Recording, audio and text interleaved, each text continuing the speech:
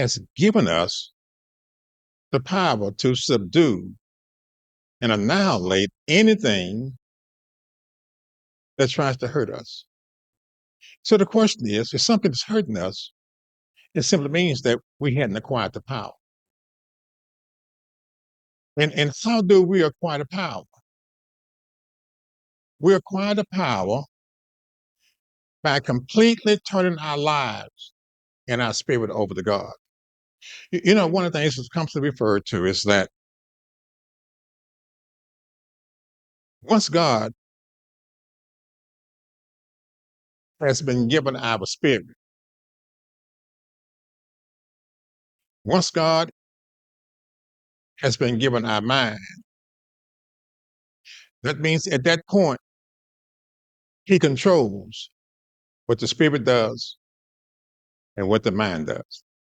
Now, if we have not done that, if we have not given our spirit completely and died completely unto the Lord, that means that we still have it. And whenever we have it, that means we're going to make very poor decisions. We're going to make the decision on our own.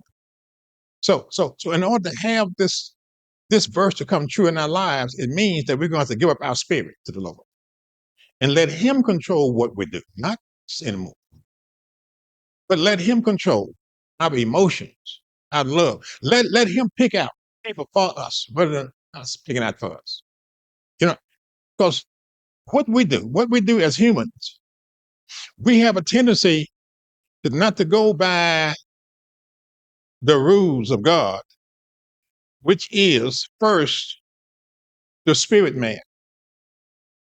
And the reason why we make such severe mistakes is because we don't go by the order, which is the spirit, the mind, and the body. We start at the body. So somehow we feel that we got to fall in love with the body first.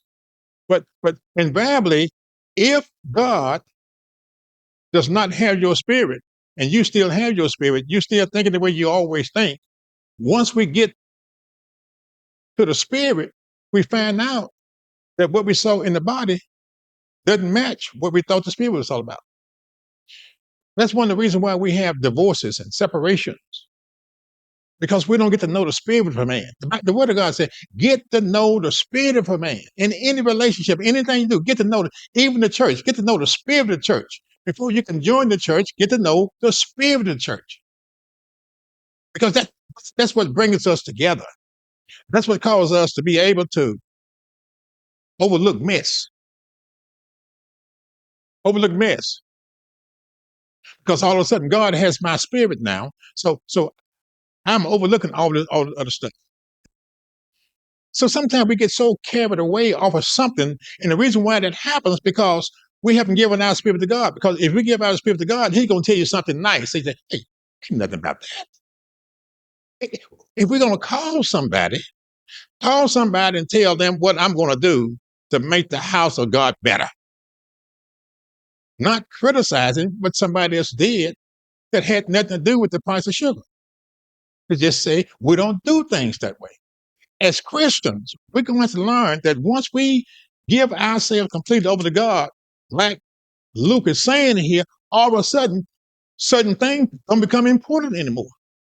We simply look over those things because right now, I don't own my spirit anymore. I don't own my mind. The only thing that I've asked God for is to give me a body so I can be used to edify and speak his word. So when I see people that are hurting, I don't need them to come and ask me. I tell the church that they're hurting. We simply look at the spirit of a person. And once we look at the spirit of a person, we can determine the hurt that person is going through with. And all of us are going through some form of hurt right now. All of us should be our brother's keeper, because that's the only way that we're going to make this thing work. Is that we're going to have to watch out for each one of us. And that is the only way that all of us as a group can drive out the serpents, to drive out the enemy that keep affecting us.